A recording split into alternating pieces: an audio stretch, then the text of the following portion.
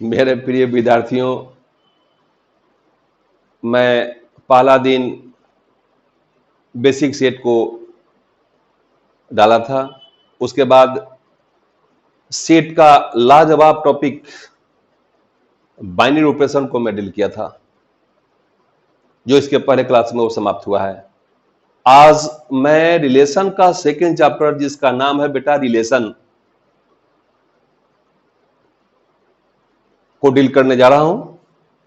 Relation एक ऐसा word है जिसके बारे में सब लोग जानते हैं, लेकिन इसको लोग निभाना नहीं जानते। ए मैथमेटिक्स सेट में एक बहुत ही उम्दा किस्म का टॉपिक है। साथ ही इस वर्ड का आपके जिंदगी से भी बहुत बड़ा लगाव है, जैसे गुरु शिष्य का रिलेशन, माता पिता का रिलेशन, भैया और भाभी का रिलेशन, हीरो हीरोइंस का रिलेशन, यह भी रिलेशन है। और जब मैं इसके टाइप को डील करूंगा तो इनकी भी चर्चाएं होंगी, बिकॉज ये सभी एग्जाम्पल्स के तौर पर जाने जाएंगे। मैं इसके पहले जो भी वीडियो डाला था, मैं उम्मीद करता हूं कि आप लोगों को बहुत ही अच्छा लगा होगा।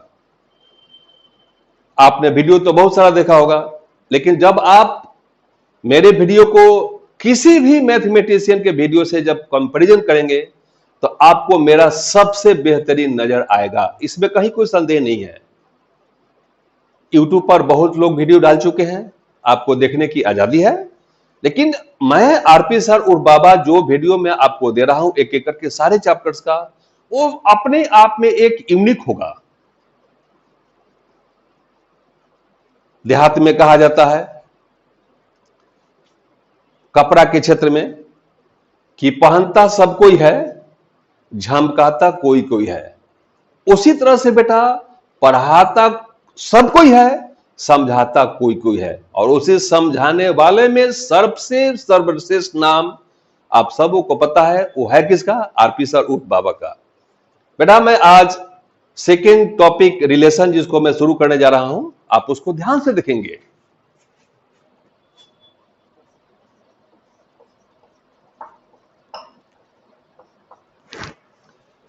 If A is any non-empty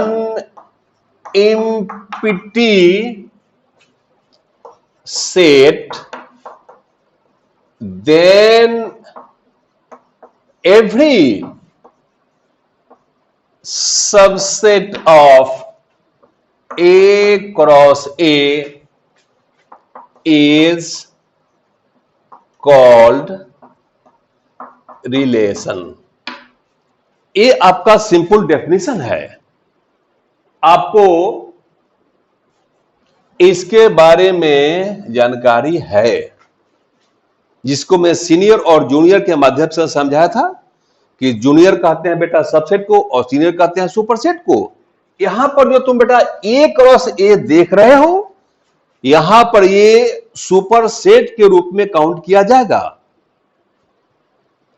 जो एलिमेंट्स होंगे वे कुछ भी हो सकते हैं, कोई डिजिट, कोई अल्फाबेट, एक्स वाई जेड। वो एलिमेंट्स कभी स्ट्रेट लाइन, कभी ट्रायंगल्स, कभी पर्सन्स, कुछ भी हो सकते हैं। वो डिपेंड किस पर करेगा? आपके एग्जाम्पल पर डिपेंड करेगा। एक छोटा सा एग्जाम्पल आप सबों के लिए बेटा, जैसे सेट ए बराबर 1 2 5। आपको सबसे पहले ए क्रॉस ए को निकालना होगा, जो बहुत ही आसान है। ए क्रॉस ए, जिसको आप ऐसे लिखोगे बेटा 1 2 5 क्रॉस 1 2 5। ये सबको आता है। इसके पहला एलिमेंट को लिया जाता है और इन सबों के साथ एक एक करके एक स्वाई के रूप में लिखा जाएगा, जैसे 1 1 1 2 1 5। 1 को मैं इन तीनों के साथ अलग अलग लिख दिया, अब बारी 2 की आएगी। 2 1 2 2 2 5। अब लास्ट में किसके साथ बेटा काम करेंगे? 5 के साथ। 5 1 5 2 5 3। मैंने किसको निकाल दिया बेटा? ए क्रॉस ए को। जब आपके सामने इसके डिफरेंसेस को पेश किया जाएगा तो आपको याद रहे, आपको एलिमेंट हमेशा ए क्रॉस ए से ही लेना होगा। हाँ, याद रहे ए का एलिमेंट कुछ भी हो सकता है, लेकिन आपको एलिमेंट कहां से निकलना बेटा? ए क्रॉस ए से। और किसके हिसाब से निकलना होंगे? According to definition, according to question. अगला चीज जो मैं इसके टाइप को सिखाऊंगा उसको ध्यान से देखिएगा।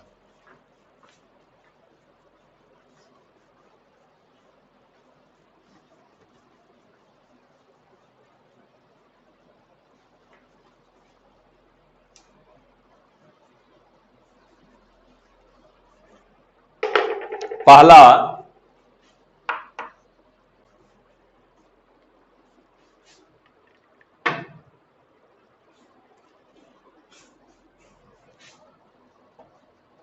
Reflexive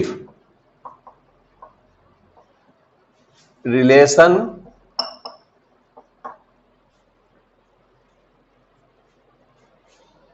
if x belongs to R for all x belongs to A,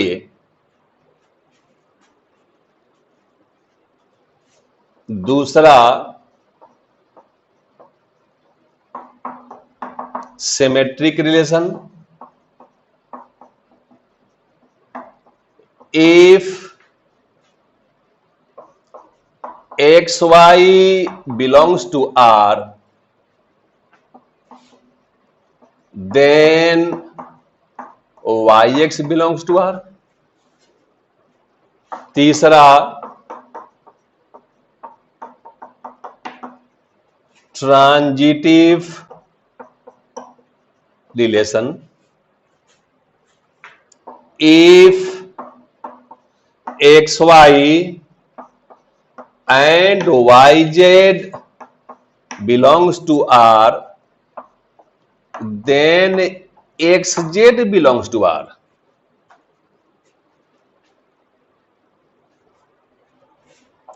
If a relation is, short में लिख रहा हूं रिफ्लेक्सिव को, symmetric and transitive, then it is called equivalence relation. इसका मतलब बेटा यह हुआ कि अगर आपको किसी सवाल में इक्विवेलेंस रिलेशन को दिखाना हो, इसका मतलब आपको तीनों को एक एक करके दिखाना पड़ेगा। और इसके टाइप्स क्या क्या होंगे इसे सुन लीजिएगा। कितने तरह की संभावनाएं हो सकती हैं। कुछ ऐसा रिलेशन होगा बेटा इसमें सिर्फ और सिर्फ रिफ्लेक्सिव का प्रॉपर्टी होगा, उसमें सिर्फ और सिर्फ ट्रांजिटिव का होगा, उसमें सिर्फ और सिर्फ ट्रांजिटिव का, मतलब तीनों में से कोई एक होंगे। सेकेंड टाइप क्या होगा? इसमें से कोई दो होंगे और तीसरा नहीं होगा। तीसरा क्या होगा? इसमें से कोई दो होंगे और तीसरा नहीं होगा। और चौथा क्या होगा? इस तीनों में से कोई नहीं होगा। जब मैं इसके एग्जाम्पल को डील करूंगा तो कुछ तो ऐसे क्वेश्चंस होंगे जो आपके बिल्कुल किताबी भाषा के होंगे, लेकिन कुछ ऐसा भी सवाल होगा जो दुनियादारी के हिसाब से होगा और किताब का भी क्वेश्चन होगा, लेकिन वो आपके दिमाग को थोड़ी देर के लिए अनबैलेंस कर देंगे। आप सोचने पर मजबूर हो जाएंगे बेटा कि ये क्या हो रहा है। जैसे देखिएगा,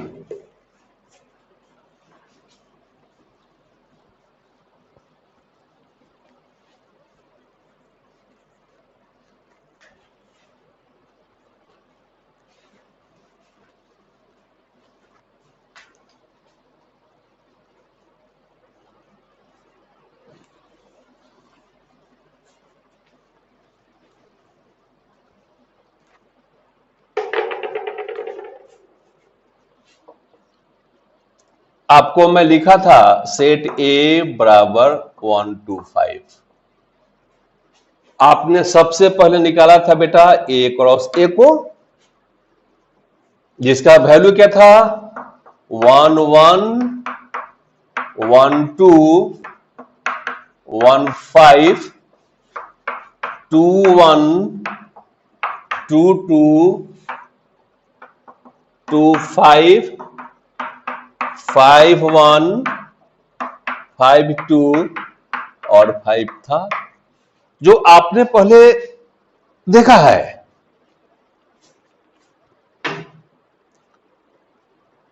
अब मैं बेटा इसी सेट ए क्रॉस ए से मैं आपको रिफ्लेक्सिव का एग्जांपल दूंगा, सिमेट्रिक का भी एग्जांपल दूंगा, ट्रांजिटिव का भी एग्जांपल दूंगा। मैं पहली चर्चा रिफ्लेक्सिव के लिए करने जा रहा हूं। आप डेफिनेशन को ध्यान से देखिए, एक्स एक्स था, इसका मतलब दोनों आपस में बराबर होना चाहिए, दोनों एलिमेंट सेम होना चाहिए। लेना कहां से बेटा, ए क्रॉस ए में से। अब बेटा ए क्रॉस ए में से मैं उस एलिमेंट्स को आउट करूंगा जिसके दोनों एलिमेंट्स आपस में बराबर होंगे। जैसे अगर मैं लिखूं आर, रिलेशन को आर से लिखेंगे तो आपका 1 1, आपका 2 2, आपका 5 5, ये तीनों एलिमेंट कहां से लिया गया बेटा, ए क्रॉस ए से। और किसके हिसाब से लिया गया, जो डेफिनेशन डिमांड करता था। इसका मतलब क्या है कि जो एलिमेंट थे ए के 1 2 5, तो आपका 1 1 2 2 5 5 हुआ। अगर मैं आपसे क्वेश्चन करूं कि सेट ए बराबर ए बी सी डी हो और आप बिना क्रॉस किए हुए आप रिफ्लेक्सिव को लिखिए, मैं समझता हूं कि आपको क्रॉस करने की आवश्यकता नहीं पड़ेगी और आप लिखेंगे ए ए बी बी सी सी और डी डी लिखेंगे। मैं उम्मीद करता हूं कि आपको क्रॉस करने की आवश्यकता नहीं पड़ेगी। ए ए बी बी सी सी और डी डी हुआ। अगर मैं दूसरा एग्जांपल दूं कि सेट ए बराबर x y z alpha theta, तो मैं कहूं कि आप रिफ्लेक्सिव को लिखो, तो आप लिखोगे x x y y z z alpha alpha theta theta. क्या इस स्थिति में आपको क्रॉस करने की आवश्यकता है? सारे विद्यार्थी बिल्कुल हाथ उठा के ये बोलेंगे कि नहीं, ए क्रॉस ए को निकालने की जरूरत नहीं है। आंख मुद करके आप एलिमेंट को लिख लेंगे। किसके लिए लिख लेंगे बेटा? रिफ्लेक्सिव के लिए लिख लेंगे। अब मैं इसी एग्जांपल से आपको मैं सिमेट्री को दिखाने जा रहा हूं, उसको दोबारा लिखने की आवश्यकता नहीं है।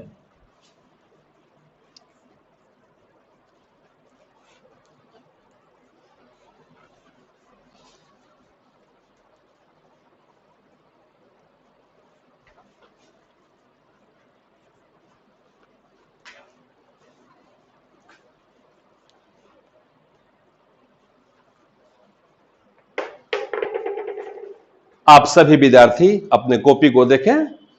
सिमेट्रिक का डेफिनेशन क्या है कि if x y belongs to R then y x belongs to R, मतलब उल्टा। मैं इसको एक फिल्म के नाम से दोहराने जा रहा हूं। फिल्म आप सबों ने देखा होगा। किसी से पूछा देखो बेटा तुमको सबसे अच्छी फिल्म कौन लगी, तो कोई बोलता है कि हमको शोले फिल्म अच्छी लगी। मतलब शोले फिल्म क्या हो, ऐसा नहीं कि हेमा मालिनी के चलते तुमको अच्छी लगी हो। कोई बोलता है कि नहीं हमको ससुरा बड़ा पैसा वाला अच्छा लगा। कोई बोलता है नहीं हमको हेरा फेरी फिल्म अच्छा लगा। तो हेरा फेरी जिस फिल्म का नाम है बेटा, उसी का नाम है सिमेट्रिक रिलेशन। हेरा फेरी का मतलब इधर वाला उधर, उधर वाला इधर, उसी को बोलते हैं हेरा फेरी। मतलब कि अगर एक्स वाई है तो वाई एक्स होना चाहिए, अगर 1 2 है तो 2 1 होना चाहिए, अगर 1 3 है तो 3 1 होना चाहिए, अगर अल्फा बीटा है तो बीटा अल्फा होना चाहिए। ये सभी एग्जांपल्स किसके हैं बेटा?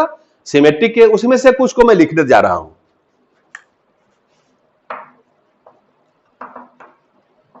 1 2 तो आपको 2 1 होना होगा। अगर R बराबर 3 4 तो 4 3 होना होगा।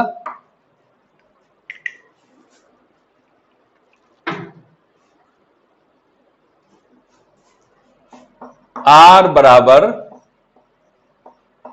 हस्बैंड वाइफ तो वाइफ हस्बैंड होना होगा।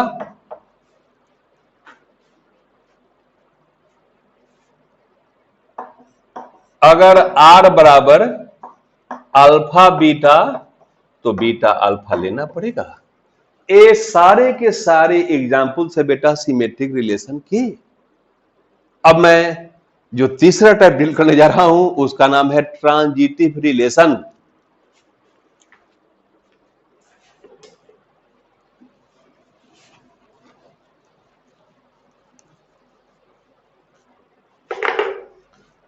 ट्रांजिटिव में क्या था बेटा, एक्स वाई वाई जेड तो एक्स जेड होना चाहिए। इसको मैं पुनः लिखना चाहूंगा,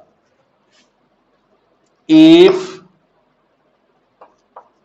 x y y z then x z for transitive. आप सब अपने कॉपी को देख सकते हो बेटा, इसमें टेक्निक समझोगे। ये दोनों हमेशा सेम होगा। अगर यहां 4 है तो यहां 4 ही होगा, अगर यहां 5 है तो यहां 5 ही होगा, अगर यहां भाभी है तो यहां भाभी होगा, अगर यहां वाइफ है तो यहां वाइफ होंगे। लेकिन ये जो देख रहे हो एक्स और जेड, ए इक्वल हो भी सकते हैं और नहीं भी, आजादी उसके पास है, लेकिन ये दोनों हमेशा सेम चाहिए। जैसे मैं एग्जांपल देने जा रहा हूं, जैसे 1 2 तो यहां 2 होना पड़ेगा, बिकॉज ये दोनों सेम चाहिए। यहां कुछ भी हो सकता है। आपने देखा ना, ये दोनों सेम रहा। मैं विद्यार्थियों से पूछूंगा, बेटा आप एक्स जेड के स्थान पर क्या लिखोगे? सारे विद्यार्थी ये जवाब देंगे कि एक्स जेड के स्थान पर आपका 1 4 होगा। दूसरा एग्जांपल देखिए, जैसे बेटा 3 4 तो यहां तो 4 होगा ही, यहां मैं कुछ भी लिख सकता हूं, ये दोनों सेम रहा। एक्स के स्थान पर 3 बचा, जेड के स्थान पर 6, मतलब कि आपका फाइनल एलिमेंट 3 और 6 होगा। अगला एग्जांपल देखिए, 1 2 2 1 तो आपका होना चाहिए 1 1। ये सब के सब किसके एग्जांपल्स है बेटा? ये सब के सब ट्रांजिटिव के एग्जांपल्स हैं। और आपको मैंने टाइप क्या बताया था कि कुछ ऐसे एग्जांपल्स होंगे जो तीनों में से कोई नहीं होंगे, कुछ ऐसे एग्जांपल्स होंगे जो तीनों को फॉलो करेंगे, कुछ ऐसे एग्जांपल होंगे जो तीनों में से कोई एक होगा, बाकी दो नहीं होंगे, और चौथा टाइप जो कुछ ऐसे एग्जांपल्स होंगे जो तीनों में से कोई दो होंगे और एक नहीं होगा। जब आप किताब को उल्टेंगे सवाल के लिए तो आपको इसके अलावा कोई टाइप दिखाई नहीं पड़ेंगे। एक एक करके ध्यान दीजिएगा।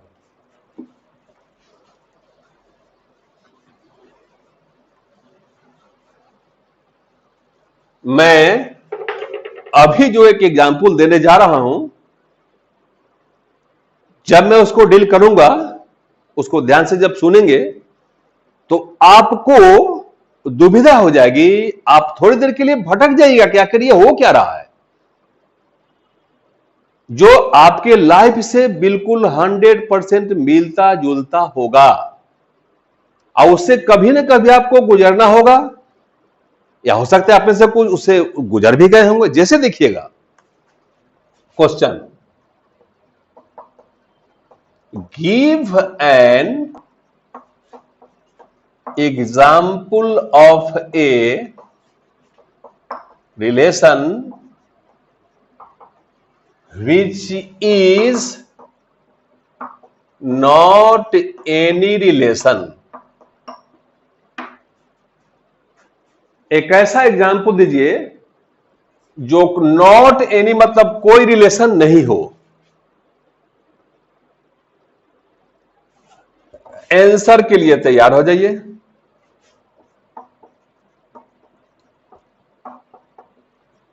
द रिलेशन ऑफ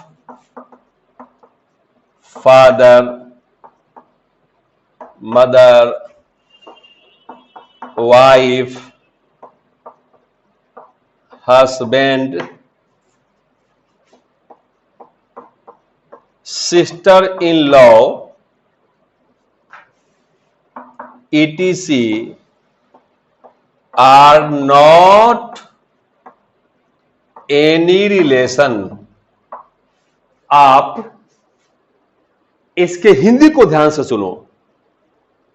मैं क्या लिखा हूं? फादर का रिलेशन, मदर का रिलेशन, वाइफ का रिलेशन, हस्बैंड का रिलेशन, सिस्टर इन लॉ जिसको तुम ननद, साली और भाभी के नाम से जानते हो, ये सभी कोई रिलेशन नहीं है। अगर आपके कॉपी को आपके पिताजी गलती से देख लें, आपकी माताजी देख लें, अगर आप शादीशुदा हैं तो आपकी वाइफ उसको देख ले, हस्बैंड उसको देख ले, सिस्टर इन लॉ बड़ा ही खतरनाक वर्ड है, ननद, साली, भाभी, इन सबों से आप सब लोगों का बिल्कुल ही लगाव होगा। बहुत से लोग जिन्हें शादीशुदा हैं या अपने नहीं है तो आपके भैया की शादी हो सकेगी तो आपको साली होगी, ननद होंगे, भाभी होंगी, वे कोई रिलेशन नहीं है। अगर आप अपनी भाभी से ये बोलो आपका मुझसे कोई रिलेशन नहीं है, कोई हस्बैंड वाइफ से बोले कि आपसे मेरा कोई रिलेशन नहीं है, कोई वाइफ हस्बैंड से बोले कि मेरा आपसे कोई संबंध नहीं है, कोई फादर बोले कि अपने बेटा से कि मेरा कोई संबंध नहीं है, कितना खराब लगता होगा। लेकिन ये सत्य है कि आपने पांचों एग्जाम्पल्स को जो बोर्ड पर देख लिया है वे कोई रिलेशन नहीं है। जब मैं क्लास में रहता हूं तो जैसे इस एग्जाम्पल को डील करता हूं सारे विद्यार्थी उदास हो जाते हैं, फिर मैं उनको हंसाता हूं कि देखो बेटा ये दुनियादारी नहीं है, ये सिर्फ और सिर्फ सेट तक ही सीमित है। कहने का मतलब कुछ और है मेरा, नॉट एनी रिलेशन का मतलब को जो दुनियादारी का रिलेशन वो नहीं मैं कहने जा रहा हूं। तब तो कोई शादी करना ही पसंद नहीं करेंगे, कोई बाप अपने बेटे को पढ़ना ही पसंद नहीं करेगा, कोई भाभी अपने देवर से प्यार करना ही छोड़ देगी। यहां कहने का अर्थ यह है बेटा कि वो जो रिलेशन है वाइफ का, हस्बैंड का, फादर का, मदर का, सिस्टर इन लॉ का, ना वो रिफ्लेक्सिव है, ना वो सिमेट्रिक है और ना वो ट्रांजिटिव है। कहने का अर्थ ये था।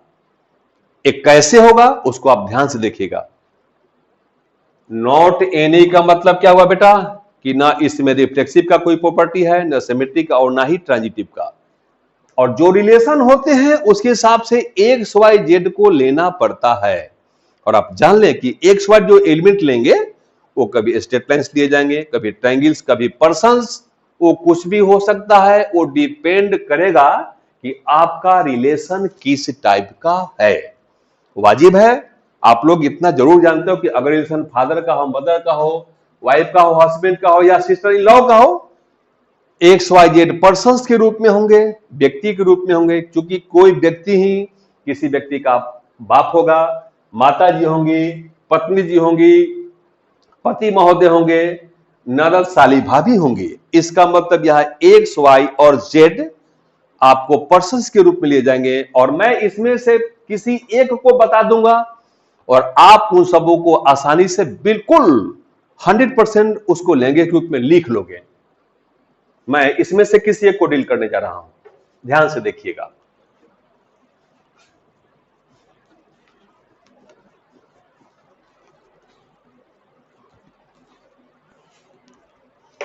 यहां पर मैं जरा इसको साइड में लेके समझा दूं शॉर्ट में कि जब किसकी चर्चा चलेगी रिफ्लेक्सिव का तो आपको एक्स एक्स लेना होगा।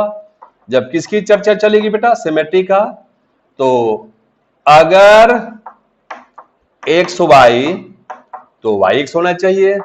और जब चर्चा किसकी चलेगी ट्रांजिटिव का तो कैसे लिखा जाता है बेटा एक्स वाई होना चाहिए, वाई जेड होना चाहिए, और तब जाकर के एक्स जेड होना चाहिए। यहां पर एक्स वाई और जेड ये लिए जाएंगे किसके रूप में? पर्सन्स के रूप में लिए जाएंगे। ध्यान दीजिएगा, मैं रिलेशन ऑफ फादर को दिखाने जा रहा हूं। सपोज कीजिए कि एक्स वाई जेड 3 व्यक्ति हैं, राम है, श्याम है, मोहन है, ये कुछ भी हो सकते हैं। और पहले आप उसको हिंदी में समझ जाओ, उसके बाद मैं इसको इंग्लिश में लिखा दूंगा। अगर तुमने एक्स को राम मानना और रिलेशन है किसका बेटा? फादर का। अगर आपने एक्स को राम माना तो यह भी राम होगा। कोई व्यक्ति अपने आप का बाप नहीं हो सकता। अगर ये राम है तो राम राम के बाप हो जाए, ये कभी संभव नहीं है। अगर मैं एक्स को आरपी सर बोल दूं तो आरपी सर के बाप हो जाए, ये कभी संभव नहीं है। अगर एक्स को मैं मोहन मान लूं तो मोहन मोहन का बाप नहीं हो सकता, ये कभी संभव नहीं है। मतलब ये हुआ बेटा कि कोई व्यक्ति अपने आप का बाप कभी नहीं हो सकता, चाहे कलयुग हो, चाहे सतयुग हो, चाहे कोई भी युग क्यों ना हो। यहां दो व्यक्ति की आवश्यकता है, लेकिन ध्यान है रिलेशन किसका है बेटा? फादर का। अगर मैं इसको राम और इसको श्याम मान लूं तो मैं कैसे बोलूंगा कि अगर राम श्याम का बाप है तो श्याम राम का बाप हो जाएगा? ये कभी संभव नहीं। अगर मैं तुमसे पूछना चाहूं बेटा, किसी को मैं खड़ा कराता हूं, जैसे सपोज उसका नाम श्याम है, अगर आरपी सर श्याम के बाप है तो क्या श्याम आरपी सर के बाप हो जाएंगे? ये कभी संभव नहीं है। और इसमें 3 आदमी की आवश्यकता है। लेकिन ध्यान रहे बेटा, रिलेशन किसका है? तो फादर का है। अगर राम श्याम का बाप हो और श्याम मोहन का बाप हो तो क्या राम मोहन का बाप हो जाएगा? एक कतई संभव नहीं है। इसका मतलब जो रिलेशन फादर का था उसमें ना प्रॉपर्टी रेफरेंस का है, ना सिमेट्रिक का, और ना ही ट्रांजिटिव का। लेकिन आप लोग पहले दिमाग में क्या बैठा थे? बाप रे बाप, ये तो जुलुम हो जाएगा कि बाप का संबंध नहीं है, माता जी का संबंध नहीं है, भाभी जी का संबंध नहीं है। देखने में कितना उठपटांग लगता था, लेकिन जब मैं उसको तुमको सेट के रूप में डिफाइन किया, आपका दिमाग बिल्कुल क्लियर होगा। मैं इसी को बेटा लिखने जा रहा हूं, ध्यान से देखिएगा। पहला शॉर्ट में लिख रहा हूं रिफ्लेक्सिव को, where is no any person who is father of himself. बहुत ही आसान अंग्रेजी है, ऐसा नहीं कि बाप रे बाप मैं हिंदी माध्यम से कैसे समझ। मैं समझता हूं कि आपको कहीं कठिनाई नहीं होगी। ये सिंपलेस्ट इंग्लिश इसको कहा जाता है। दूसरी चर्चा चलेगी सिमेट्री की। If x is father of y, then y is not father of x. तीसरी चर्चा चलेगी ट्रांजिटिव की। यहां से देखिएगा, if x is father of y and y is father of z, then x is not father of z. ये कभी संभव नहीं। If x is father of y and y is father of z, then x is not father of z, hence it is not any relation। मैं समझता हूं कि आपका दिमाग बिल्कुल ही साफ हो गया होगा, और जो आपने भ्रम को पा लिया था वो बिल्कुल 100% दूर हो गया होगा।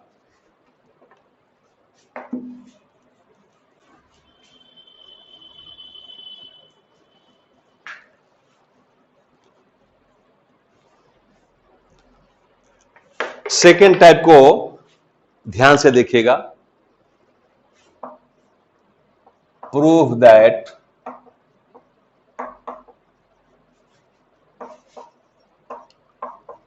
द रिलेशन ऑफ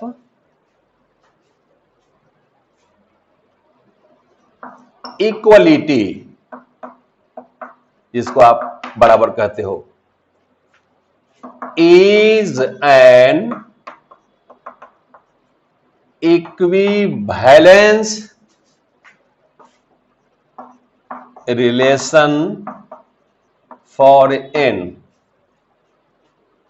एन मतलब नेचुरल नंबर, यहां कुछ भी हो सकता है, natural number, integer, real number, कुछ भी हो सकते हैं, आप उसको बदलते रहेंगे। इसका मतलब एक्स वाई जेड यहां पर किसके रूप में काम करेगा बेटा? एन के रूप में काम करेगा। मतलब एक्स वाई और जेड यहां पर नेचुरल नंबर्स के रूप में होंगे। पहले मौखिक समझ लीजिए। और रिलेशन किसका है? इक्वलिटी का है। कोई भी नेचुरल नंबर अपने आप के बराबर होता है, 1 1 के बराबर, 2 2 के बराबर, 3 3 के बराबर। मतलब वो किसको फॉलो करेगा बेटा? रिफ्लेक्सिव को। यहां ध्यान से देखिएगा, अगर x बराबर y हो तो y बराबर x होगा, इसमें कहीं कोई संदेह नहीं है। इस तीसरा को ध्यान से देखिए कि अगर x बराबर y हो और y बराबर z हो तो x और z भी आपस में इक्वल होंगे। इसका मतलब जब ये तीनों को फॉलो करेगा तो उसका नाम क्या पड़ेगा बेटा? इक्विवेलेंस। उसको कैसे लैंग्वेज में लिखेंगे सो देखते रहिए। आज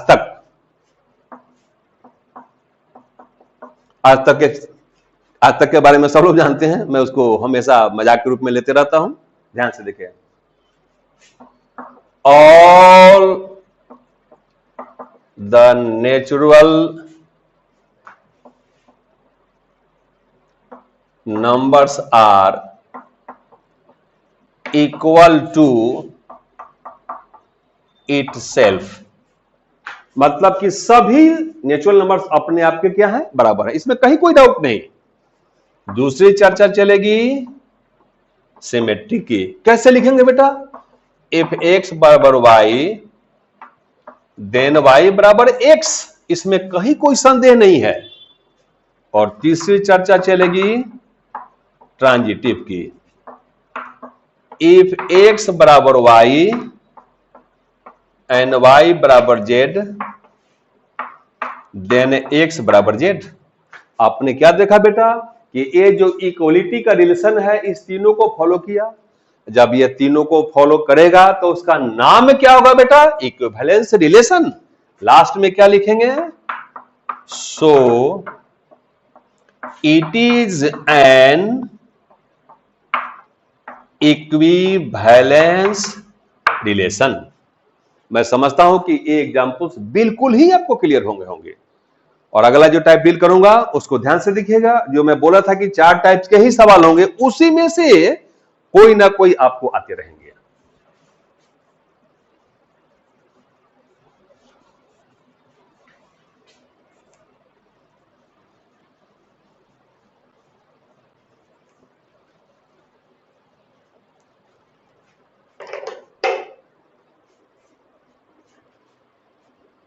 कभी कभी आपको सेट का एलिमेंट बहुत बराबर होगा। जैसे आपको पता है कि अगर सेट ए में 3 एलिमेंट होंगे तो ए क्रॉस ए में 9 एलिमेंट होंगे।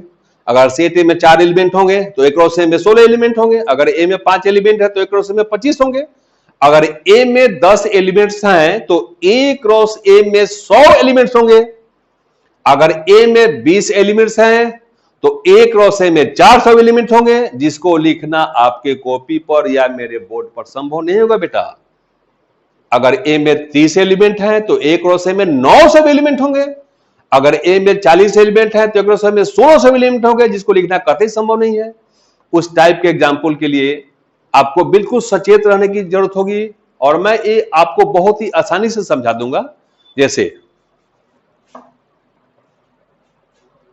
ए बराबर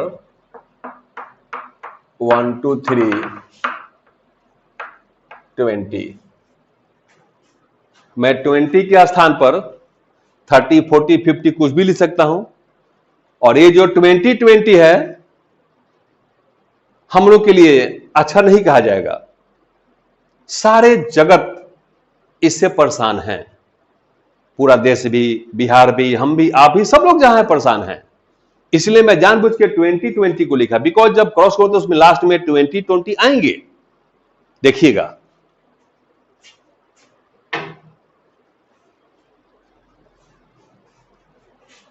राइट आर बराबर x y such that 3x minus y बराबर 0। सबसे पहले मैं ए क्रॉस ए को निकालूंगा जिसमें 400 एलिमेंट्स होंगे और जिसको बोर्ड पर आपके कॉपी पर लिखना संभव नहीं होगा, लेकिन एग्जामिनेशन में ये सब ऑब्जेक्टिव के रूप में काम किए जाएंगे, जिसको सुन करके तुमको ताजुब होगा। जैसे ए क्रॉस ए का मतलब क्या होगा बेटा, 1 2 3 20 क्रॉस 1 2 3 20। जब ए को ऐसे क्रॉस करोगे तो पहले 1 को 1 से लिखेंगे, 1 1 1 2 1 3, लास्ट में 120 होगा। फिर अटेम्प्ट आप किसके साथ लेंगे बेटा, 2 के साथ, इन सब के साथ एक एक करके कैसे लिखेंगे, 2 1 2 2 2 3 2 20, और सबसे लास्ट में किसके साथ लिखेंगे, कैसे लिखेंगे, 21 22 23, और लास्ट में लिखेंगे 2020। आ गया ना 2020। नंबर ऑफ एलिमेंट्स बराबर 400 इन ए क्रॉस ए, जो आपको पहले से मैं बता चुका हूं। अब आपको एलिमेंट कहां से लिए जाएंगे, ए क्रॉस ए में से लिए जाएंगे। किसके हिसाब से लिए जाएंगे, इसके हिसाब से लिए जाएंगे। ये सारे एलिमेंट्स एक्स वाई के रूप में है। इसमें एक्स का मान 1 है, वाई का मान 1 है बेटा, एक्स का मान 1 है, वाई का मान 2 है, एक्स का मान 1 है, वाई का मान 3 है। आपको इसमें से उसको सिलेक्ट करना है जो इसमें पुटअप करने के बाद 0 कर दे।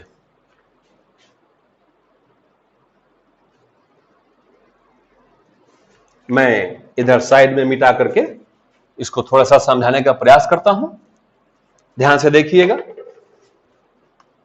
अगर 3x माइनस वाई में मैं 1 1 को पुटअप कर दूं बेटा, तो 3 इंटू 1 माइनस 1 बराबर 2, ये 0 नहीं हुआ। इसका मतलब ए क्रॉस ए का पहला एलिमेंट 1 1 है जो इसको सेटिस्फाई नहीं किया, उसको मैं नहीं लिखूंगा।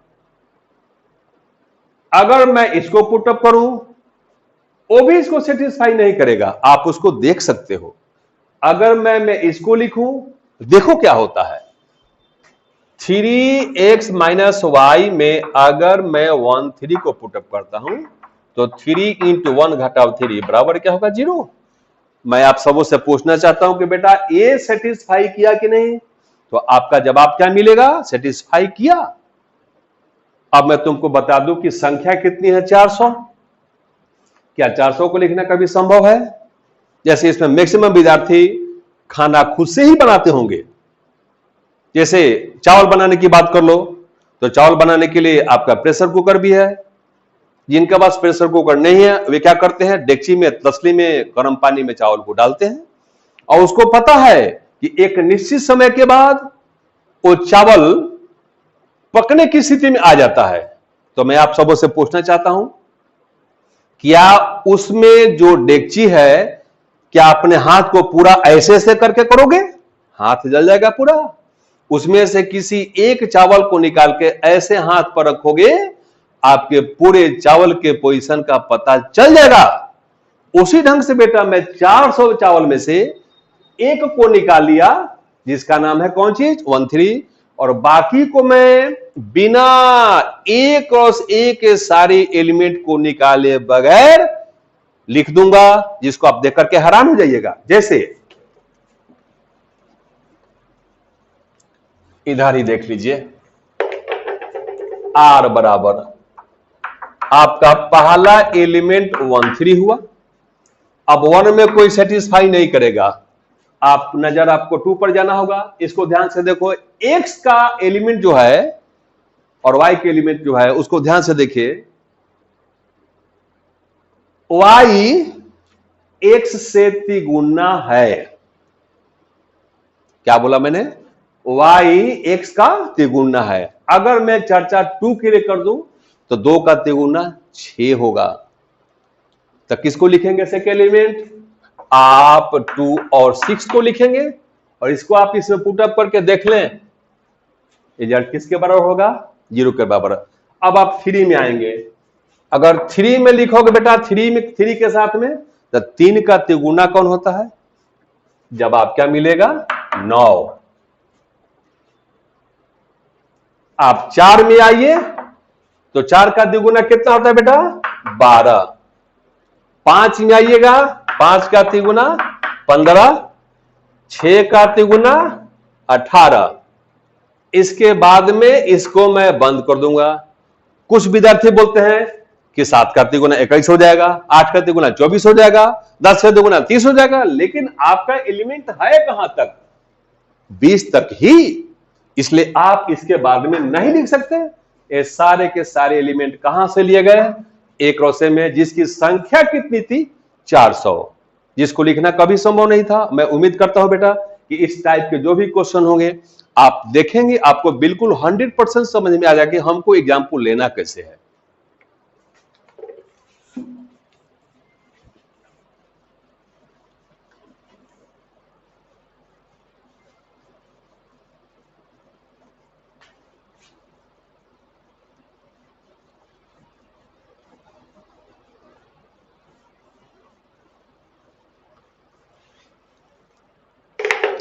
मैं करीब करीब 50% कंसेप्ट लेसन का समाप्त किया और मैं उम्मीद करता हूं कि इस चैप्टर का संबंध बाइनरी से कोई नहीं था। कुछ लोग क्या बोलते हैं कि ये नहीं समझ में आएगा तो वो कैसे समझ में आएगा? ये भ्रम मत पालिए, भ्रम मत होइए, भ्रमित मत होइए।